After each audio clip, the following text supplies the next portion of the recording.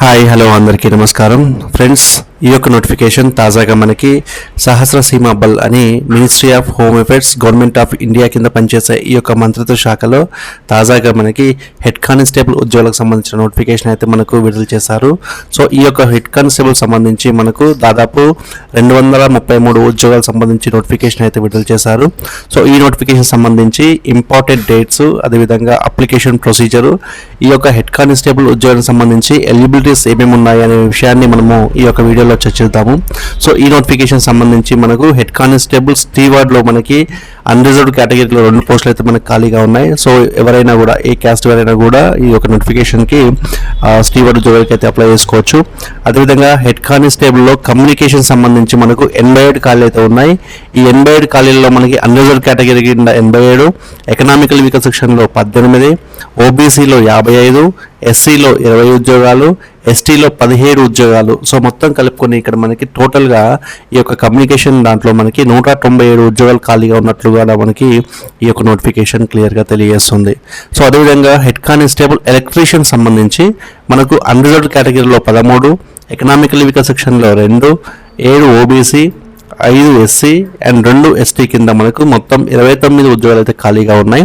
So అదేవిధంగా head constable veterinary సంబంధించి 3 unreserved కేటగిరీలో ఉన్నాయి, 0 ఎకనామికల్ వీకర్ సెక్షన్స్, అదేవిధంగా ఎస్సీలో 2 పోస్టులు ఖాళీగా ఉంటూ మొత్తం దీంట్లో మనకు 5 పోస్టులు అయితే వెటర్నరీ కానిస్టేబుల్ కింద మనకు ఖాళీలు అయితే ఉన్నాయి. సో మొత్తం కూడా కలుపుకుంటే మనకు అన్రిజర్వ్డ్లో 105 ఉద్యోగాలు ఖాళీగా ఉండగా ఎకనామికల్ వీకర్ సెక్షన్లో 20 ఉద్యోగాలు, ఓబీసీలో 62, ఎస్సీలో 27, ఎస్టీలో 19 ఉద్యోగాలు ఖాళీగా ఉన్నట్టుగా మనకి ఈ నోటిఫికేషన్ ద్వారా తెలియజేశారు. సో ఈ నోటిఫికేషన్ ద్వారా ఎవరైతే సెలెక్ట్ అవుతారో వారు కేంద్ర ప్రభుత్వ సంస్థ కింద పనిచేసేటువంటి ఈ యొక్క సహస్ర సీమా బల్లో ఉద్యోగం చేసే అవకాశం అయితే ఉంటుంది. సో ఈ యొక్క పోస్టులకు సంబంధించి ఎవరైనా కూడా ఎక్కడైనా అంటే భారతదేశంలో ఉన్నటువంటి ఎక్కడైనా కూడా పనిచేసే అవకాశం అయితే ఉంటుంది, లేదా out side of territory India సంబంధించి దాంట్లో బయట పనిచేసే అవకాశం అయితే ఉంటుందని చెప్పేసి మనకు నోటిఫికేషన్లో తెలియజేశారు.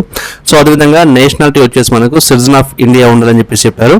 ఒకవేళ బయట వారు ఉంటే కనుక ఖచ్చితంగా కేంద్ర ప్రభుత్వ సంస్థ ద్వారా మనకి ప్రియర్ నోటీస్ ద్వారా మనము అప్లై చేసుకునే అవకాశం అయితే కల్పిస్తామని చెప్పేసి మనకు నోటిఫికేషన్లో తెలియజేశారు. సో ఈ నోటిఫికేషన్ సంబంధించి మనకు 10% వేకెన్సీస్ వచ్చేసి మనకు ఎక్స్ సర్వీస్మెన్ ఎవరైతే ఉంటారో వారికి రిజర్వ్ చేసి ఉంచారు. సో ఈ విషయాన్ని కూడా అభ్యర్థులు గమనించండి. సో ఈ నోటిఫికేషన్ సంబంధించి ఆన్లైన్ మోడ్లో మాత్రమే అప్లికేషన్ తీసుకుంటారు. సో అది కూడా మనకు 20 ఏప్రిల్ వరకు అయితే మనకు ఈ యొక్క ఖాళీలు అయితే ఉంటాయి. సో 20 ఏప్రిల్ తర్వాత 20 ఏప్రిల్ కంటే ముందు మనం ఈ యొక్క నోటిఫికేషన్ సంబంధించి ఆన్లైన్ అప్లికేషన్ చేసుకోవాల్సి ఉంటుంది. ఈ యొక్క అప్లికేషన్ సంబంధించి మీకు లింక్ కావాలనుకుంటే కనుక ఖచ్చితంగా మీరు కామెంట్ సెక్షన్లో అడిగి తెలియజేయండి. ఖచ్చితంగా మీకు ఆ యొక్క కామెంట్ సెక్షన్లో మీకు ఆ యొక్క అప్లికేషన్ లింక్ సంబంధించి మీకు లింక్ అయితే ప్రొవైడ్ చేస్తాను. సో దీనికి సంబంధించి ఎవరైతే ఈ యొక్క ఉద్యోగం అంటే హెడ్ కానిస్టేబుల్ సంబంధించి స్టీవార్డ్లో కానీ, కమ్యూనికేషన్లో కానీ, ఎలక్ట్రీషియన్లో కానీ అండ్ వెటర్నరీకి సంబంధించిన ఉద్యోగం సంపాదిస్తారో వారికి దాదాపు లెవెల్ 4 ప్రకారం అయితే పే చేస్తారు. లెవెల్ 4 అంటే మనకి 25,500 రూపాయల నుంచి మనకు 81,100 రూపాయలు సంపాదించే అవకాశం అయితే మనకు ఈ నోటిఫికేషన్ ద్వారా కల్పిస్తారు. కాబట్టి ఈ యొక్క ఉద్యోగం మనకి కేంద్ర ప్రభుత్వ సంస్థ ఉద్యోగం కాబట్టి దాంట్లో ఉన్న అలవెన్స్లు కూడా మనకి దీంట్లో ప్రొవైడ్ చేస్తారు. సో ఈ యొక్క అలవెన్స్ చూసినట్లయితే మనకు రేషన్ మనీ అలవెన్స్ ఉంటుంది, హౌస్ రెంటల్ అలవెన్స్ ఉంటుంది, అదర్ అలవెన్స్లు ఏవైతే ఉన్నాయో ఆ ఎస్ఎస్బికి సంబంధించి దాంట్లో time to time per government orders ప్రకారం అయితే మనకి ఈ యొక్క అలవెన్స్లు అయితే ఉంటాయి. కాబట్టి కేంద్ర ప్రభుత్వ సంస్థ ఇచ్చే ఈ యొక్క ఉద్యోగానికి దీంట్లో అలవెన్స్లు కూడా మనకు పెన్షన్ స్కీమ్ కూడా మనకు ప్రొవైడ్ చేస్తామని చెప్పేసి కూడా మనకు నోటిఫికేషన్ అయితే క్లియర్గా తెలియజేశారు. అయితే ఈ ఉద్యోగానికి సంబంధించి ఎలిజిబిలిటీ కండిషన్స్ మనకి ఏమి ఉండాలి అంటే హెడ్ కానిస్టేబుల్ వచ్చే స్టీవార్డ్ ఉద్యోగానికి సంబంధించి మనకు 18 సంవత్సరాల నుంచి 27 సంవత్సరాల మధ్యలో ఉన్నవారు ఎవరైనా కూడా ఈ యొక్క నోటిఫికేషన్ ద్వారా ఆన్లైన్లో అప్లై అయితే చేసుకోవచ్చు. ఒకవేళ మనకి 27 ఇయర్స్ దాటిన వారు ఎస్సీలు కానీ, ఎస్టీలు కానీ, ఎక్స్ సర్వీస్మెన్స్ కానీ, ఓబీసీలు కానీ ఎవరైతే ఉంటారో వారికి అవకాశాలు అయితే ఉంటాయి. సో దాన్ని కూడా మనం ఇక్కడ డిస్కస్ చేద్దాం. సో ఈ నోటిఫికేషన్ సంబంధించి మనకు హెడ్ కానిస్టేబుల్ స్టీవార్డ్ సంబంధించి 12th క్లాస్ పాస్ అయి ఉన్నవారు ఎవరైనా కూడా అంటే దేశంలో ఉన్నటువంటి ఏదైనా ఒక బోర్డు నుంచి 12th క్లాస్ పాస్ అయిన వారు, అదేవిధంగా diploma of duration of minimum 2 years diploma catering లేదా kitchen management from a institution recognized by ఏదైనా సెంట్రల్ గవర్నమెంట్ లేదంటే స్టేట్ గవర్నమెంట్ సంబంధించిన దాంట్లో మనకి క్యాటరింగ్ అండ్ కిచెన్ సంబంధించిన మేనేజ్మెంట్ కోర్సు 2 years కోర్స్ చేసి ఉండాలని చెప్పారు. అదేవిధంగా వర్కింగ్ ఎక్స్పీరియన్స్ వచ్చేసి మనకు minimum 1 year as a steward in a minimum 100 bedded హాస్పిటల్లో పనిచేసిన అనుభవం ఉండాలని చెప్పారు. అది కూడా మనకు సెంట్రల్ గవర్నమెంట్ కానీ స్టేట్ గవర్నమెంట్ గుర్తింపు పొందిన సంస్థలో ఒక 100 బెడ్లు ఉన్న హాస్పిటల్లో పనిచేసిన అనుభవం అయితే ఉండాలని చెప్పేసి కూడా మనకు నోటిఫికేషన్లో క్లియర్గా తెలియజేశారు. అదేవిధంగా హెడ్ కానిస్టేబుల్ కమ్యూనికేషన్ సంబంధించి మనకు 18 years నుంచి 27 years వరకు అయితే మనకు దీంట్లో కూడా మనకు ఎలిజిబిలిటీ కల్పించారు. సో దీంట్లో మనకి 12th science with physics, chemistry and mathematics అంటే ఎంపీసీ కోర్స్ కంప్లీట్ చేసుకున్న ఎవరైతే ఉన్నారో వారు అందరూ కూడా ఈ యొక్క కమ్యూనికేషన్ హెడ్ కానిస్టేబుల్ సంబంధించిన ఉద్యోగం అయితే అప్లై చేసుకోవచ్చు.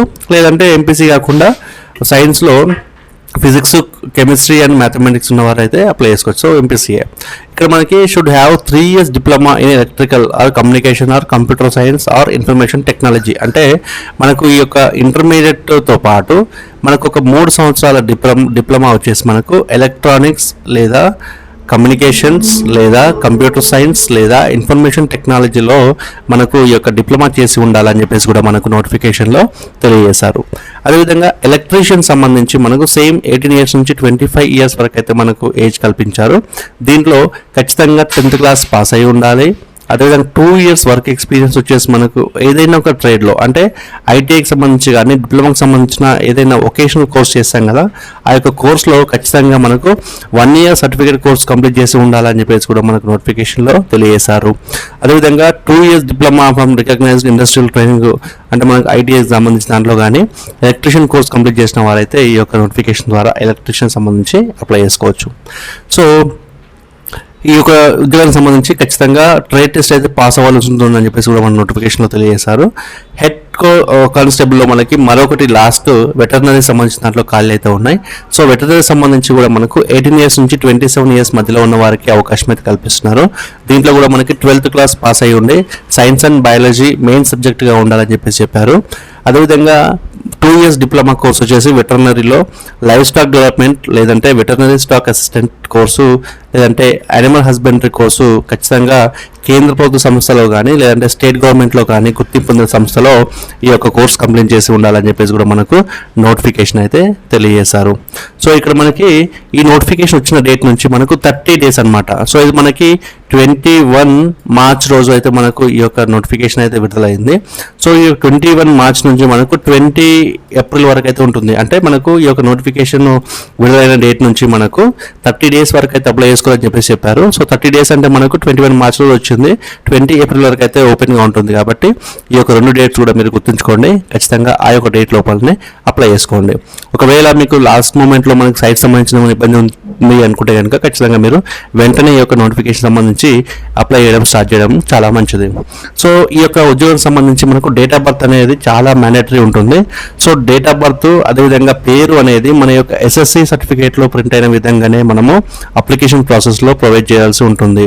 సో మనము డేట్ ఆఫ్ బర్త్ కానీ నేమ్ చేంజ్ కానీ మనం చేంజ్ చేసుకోవడానికి అవకాశం లేదు. కాబట్టి ఖచ్చితంగా 10th classలో ఉన్న విధంగానే మనము అప్లై అయితే చేయాలి.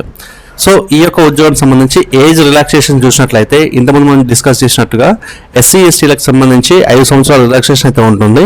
సో కొన్ని ఉద్యోగాలకు మనకు 25 years వరకు అయితే ఉంది, కొన్ని ఉద్యోగాలకు 27 years వరకు అయితే ఉంది. ఒకవేళ ఎస్సీ ఎస్టీలు అయితే కనుక దానికి ఒక 5 years ప్లస్ చేసుకుంటే కనుక 33 years వరకు అప్లై చేసే అవకాశం అయితే ఉంది. సో 25 years వరకు మాత్రం ఉన్న వాళ్ళకైతే 25 + 5 years అంటే మనకు 30 years వరకు అప్లై చేసుకునే అవకాశం అయితే ఉంటుంది. అదేవిధంగా ఓబీసీ వారికి 3 సంవత్సరాలు, ఎక్సర్విస్మెన్స్కి 3 సంవత్సరాలు, డిపార్ట్మెంట్ క్యాండిడేట్స్ ఏవైతే ఉన్నారో వారు 40 years వరకు అప్లై చేసుకోవచ్చు అని చెప్పారు. సో క్యాండిడేట్స్ వచ్చేసి మనకు UT of Jammu Kashmir and Ladakh సంబంధించిన వాళ్ళు ఉన్నారో వారికి 5 years ఆఫ్ అన్రిజర్వ్ కేటగిరీ వాళ్ళకు ఉంది. ఓబీసీ వాళ్ళకు 3+8 years ఉంది. ఎస్సీఎస్లో వాళ్ళకు 10 years వరకు ఉంది.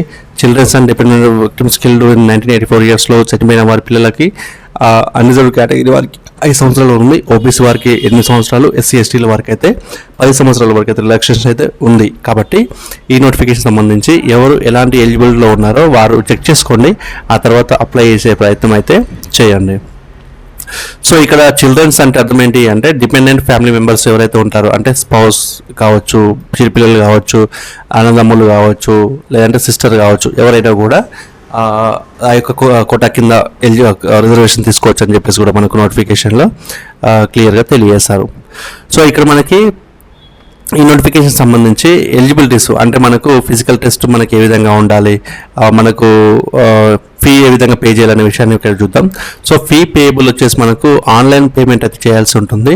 సో ఆన్లైన్ పేమెంట్ వచ్చేసి మనకు అన్రిజర్వ్డ్ వారికి, ఎకనామికల్ వీకర్ సెక్షన్ వారికి, ఓబీసీ క్యాండిడేట్స్ ఎవరైతే ఉన్నారో వారికి నాన్ రీఫండబుల్ కింద మనం 100 రూపాయల అమౌంట్ అయితే పే చేయాల్సి ఉంటుంది. అది నెట్ బ్యాంకింగ్ ద్వారా కావచ్చు, క్రెడిట్ కార్డు ద్వారా కావచ్చు, డెబిట్ కార్డు ద్వారా కావచ్చు, ఎలా అయినా మీరు పే చేయొచ్చు. సో ఇక్కడ మనకి ఎస్సీలు కానీ, ఎస్టీలు కానీ, ఎక్స్ సర్వీస్ మెన్స్ కానీ, లేదంటే female candidates, so any caste females candidates ఎవరైతే ఉన్నారో వారు అందరూ కూడా జీరో పేమెంట్ అనమాట. సో వీళ్ళకి ఫీ అనేది లేదు కాబట్టి ఖచ్చితంగా వీరు అప్లికేషన్ ప్రాసెస్ని ఫ్రీగానే అప్లై అయితే చేయొచ్చు. సో ఈ యొక్క ఉద్యోగం సంబంధించి మనము ఎలా అప్లై చేయాలి అంటే, ఈ యొక్క ఉద్యోగం సంబంధించి post, candidates name, father name, mother name, date of birth, gender, nationality, so ఇవన్నీ కూడా మన యొక్క మెట్రికులేషన్ సర్టిఫికేట్స్లో ప్రింట్ అయిన విధంగానే మనం ఎంటర్ చేయాల్సి ఉంటుంది. సో ఎక్కడ కూడా మీరు మిస్టేక్ అనేది చేయకూడదు. సో ఈ యొక్క డీటెయిల్స్ అనేవి చాలా క్రూషియల్ రోల్ ప్లే చేస్తాయి కాబట్టి ఖచ్చితంగా మీరు ఈ యొక్క విషయాన్ని గమనించుకోండి. సేమ్ ఎస్ఎస్సిలో ఉన్న డీటెయిల్స్ ఏవైతే ఉన్నాయో వాటిని ప్రొవైడ్ చేయండి. అదేవిధంగా మన యొక్క Aadhaar number 12 digits Aadhaar number ఏదైతే ఉందో దాన్ని కూడా ప్రొవైడ్ చేయండి. ఐడెంటిఫికేషన్ మార్క్స్ వచ్చేసి మనకు ఈ 10th క్లాస్లో ప్రింట్ అయినవి కావచ్చు, లేదంటే క్లియర్గా విజిబుల్ మీ బాడీ పైన ఎక్కడైతే విజిబుల్గా బయటికి కనిపించే విధంగా ఉన్నాయో ఆ యొక్క మార్క్స్ని మీరు ప్రొవైడ్ చేయాల్సి ఉంటుంది. సో మొబైల్ నెంబరు, మన యొక్క active mobile number, active email ID కూడా ప్రొవైడ్ చేయాల్సి ఉంటుంది. సో మనకు ఫర్దర్గా వచ్చే కమ్యూనికేషన్ అంతా కూడా వీటి ద్వారానే ఉంటుంది కాబట్టి ఖచ్చితంగా మీరు యాక్టివ్లో ఉన్న మొబైల్ నెంబరు అండ్ యాక్టివ్లో ఉన్న ఈమెయిల్ ఐడి మాత్రమే ప్రొవైడ్ చేయండి. సో ఎడ్యుకేషన్ క్వాలిఫికేషన్ వచ్చేసి మనకు ఎడ్యుకేషన్ క్వాలిఫికేషన్లో 10th క్లాస్ మ్యాండేటరీ ఉంటుంది. అదేవిధంగా ఏజు, డేట్ ఆఫ్ బర్త్ ఇవన్నీ కూడా మనకు 10th క్లాస్ ద్వారా తీసుకుంటారు కాబట్టి ఖచ్చితంగా మీరు ప్రొవైడ్ చేయండి. సో పోస్టల్ లేదా పర్మనెంట్ అడ్రస్, సో మనం ప్రెసెంట్ ఉన్న అడ్రస్ కావచ్చు, లేదంటే పోస్టల్ అడ్రస్ మన సొంత అడ్రస్ కావచ్చు, వీటిని మనం ప్రొవైడ్ చేయాలి. సో క్రిమినల్ కేసులు లేవు అన్నట్టుగా మనం డిక్లరేషన్ ఇవ్వాల్సి ఉంటుంది. సో పాస్వర్డ్ కూడా మన సొంత పాస్వర్డ్ని మనం ప్రొవైడ్ చేయాల్సి ఉంటుంది. దాంట్లో టెక్స్ట్ ఉండాలి, స్పెషల్ క్యారెక్టర్స్ ఉండాలి అండ్ నెంబర్స్ ఉండాలి. సో ఈ విధంగా మనకు పాస్వర్డ్ని క్రియేట్ చేసుకోవాలి. సో ఇదంతా అయిపోయిన తర్వాత సెకండ్ స్టెప్లో వచ్చేసి మనకు ఫోటో అప్లోడ్ చేసుకోవాల్సి ఉంటుంది అండ్ సిగ్నేచర్ కూడా అప్లోడ్ చేయాల్సి ఉంటుంది. అది కూడా ఇక్కడ మనకు స్క్రీన్ పైన ప్రొవైడ్ చేసిన విధంగా మీరు వాటిని చెక్ చేసుకొని అప్లై చేసుకోవచ్చు. సో ఇక్కడ మనకి పేమెంట్ వచ్చేసి మనకు కేవలం ఆన్లైన్ మోడ్లో పే చేయాల్సి ఉంటుంది. అది కూడా నెట్ బ్యాంకింగ్ కానీ, క్రెడిట్ కార్డు కానీ, డెబిట్ కార్డు కానీ, యూపీఐ ద్వారా కానీ మనం పే చేసుకోవచ్చు అని చెప్పేసి కూడా మనకి ఈ యొక్క నోటిఫికేషన్ తెలియజేశారు. సో ఇక్కడ మనకి టీఏలు కానీ, డిఎల్ కానీ ఇలాంటివి ప్రొవైడ్ చేయరు. సో మనకు సంబంధించిన ఎగ్జామినేషన్ టైంలో మన సొంత ఖర్చులతో మాత్రమే, సొంత అరేంజ్మెంట్స్తో మాత్రమే మనము ఈ యొక్క ఈవెంట్స్ కానీ లేదంటే ఎగ్జామినేషన్స్ కానీ మనం పార్టిసిపేట్ చేయాలి. సో ఇలాంటి మనకు ఇవంటే ప్రొవైడ్ చేయరు. సో ఇక్కడ మనకి సెలక్షన్ ప్రొసీజర్ వచ్చేసి మనకు స్టేజ్ 1లో మనకి ఫిజికల్ ఎఫిషియన్సీ టెస్ట్ ఉంటుంది అండ్ ఫిజికల్ స్టాండర్డ్ టెస్ట్ ఉంటుంది. పీఈటీ అండ్ పిఎస్టీకి సంబంధించి మనకి టెస్ట్ అయితే ఉంటుంది. సో ఈ టెస్ట్లో మనకి ఫిజికల్ ఎఫిషియన్సీ టెస్ట్లో కూడా మనకి ఫస్ట్ టైం వచ్చేసి మనకి 1.6 కిలోమీటర్స్ వచ్చేసి మనకు 6 minutes 30 secondsలో మనం కంప్లీట్ చేయవలసి ఉంటుంది. సో ఫీమేల్ క్యాండిడేట్స్ ఎవరైతే ఉన్నారో వారు 800 meters వచ్చేసి మనకు 4 minutes of టైంలో మనం కంప్లీట్ చేయవలసి ఉంటుంది. అదేవిధంగా ఫిజికల్ స్టాండర్డ్ టెస్ట్ వచ్చేసి మనకి ఇక్కడ మెయిన్గా మనకు హైట్, అదేవిధంగా చెస్ట్. సో బాయ్స్ సంబంధించి చెస్ట్ అయితే మ్యాండటరీగా ఉంటుంది. సో గర్ల్స్ సంబంధించి హైట్ అయితే మ్యాండటరీగా ఉంటుంది. సో ఇందులో మనకి ఎవరైతే economically weaker sections, schedule caste and other backward cost ఉన్నారో సో వారికి మినిమం హైట్ కింద మనకి మేల్ క్యాండిడేట్స్కి వచ్చేసి మనకి 165 centimeters, అదేవిధంగా ఫీమేల్కి వచ్చేసి 155 centimeters. సో చెస్ట్ వచ్చేసి మనకు మేల్ క్యాండిడేట్స్ 75 to 80 centimeters ఉండాలి. సో ఫీమేల్స్కి అప్లికబుల్ లేదు. సో మినిమం హైట్ వచ్చేసి చెస్ట్ వచ్చేసి 160 centimeters అయితే ఉండాలి. సో మ్యాక్సిమం ఫీమేల్స్కి అయితే మనకి 148 ఉండాలి. మేల్ క్యాండిడేట్స్కి 75 to 80 వరకు అయితే ఉండాలి. సో ఇక్కడ మనము ఈ యొక్క నోటిఫికేషన్లో ఇక్కడ మనం క్లియర్గా చెక్ చేసుకోవచ్చు. సో హెడ్ కానిస్టేబుల్ కమ్యూనికేషన్ సంబంధించి మనకు ఇక్కడ మేల్ క్యాండిడేట్స్ వచ్చేసి మనకు హైట్ 170 ఉండాలి, ఫీమేల్కు 157 ఉండాలి. సో చెస్ట్ వచ్చేసి మనకు మినిమం 80 ఉండాలి, ఎక్స్పాన్షన్ చేసినప్పుడు మనకు 5 సెంటీమీటర్స్ మనకు ఎక్స్పాండ్ అవ్వాలి. సో ఫీమేల్స్కి అయితే అవసరం లేదు. అదేవిధంగా గోర్ఖవాలీసు, కోమనేసు, Gorkhas, Dogras, Marathas and belong to state of Sikkim, Nagaland, Arunachal Pradesh, Manipur, Tripura, Mizoram, Meghalaya, Assam, Himachal Pradesh and UT, Jammu Kashmir సంబంధించిన ఎవరైతే అభ్యర్థులు ఉన్నారో వారికి 160 సెంటీమీటర్స్ అయితే మేల్ క్యాండిడేట్స్కి ఉండాలి. ఫీమేల్స్కి వచ్చేసి మనకు 155 ఉండాలి. సో ఇక్కడ మనకు చెస్ట్ ఎక్స్పాండ్ చేసినప్పుడు అయితే 5+ ఉండాలి, 78 మినిమం ఉండాలి. సో ఫీమేల్స్కి అయితే అవసరం లేదు.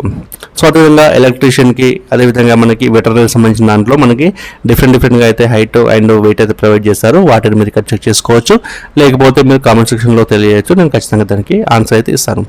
సో ఈ టెస్ట్ల తర్వాత మనకి రిటన్ టెస్ట్ అనేది మనకు స్టేజ్ 2లో మనకి ప్రొవైడ్ చేస్తారు, కండక్ట్ చేస్తారు. సో స్టేజ్ 2లో రిటన్ టెస్ట్లో మనకి కంప్యూటర్ బేస్డ్ టెస్ట్ అనేది ఉంటుంది.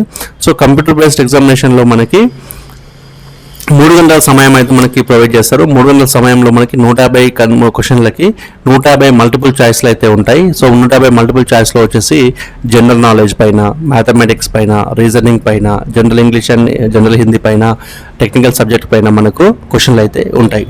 సో ఇందులో మనకి 50 మార్కులు వచ్చేసి మనకు general knowledge, mathematics, reasoning, general English లేదా హిందీ పైన ఉంటాయి.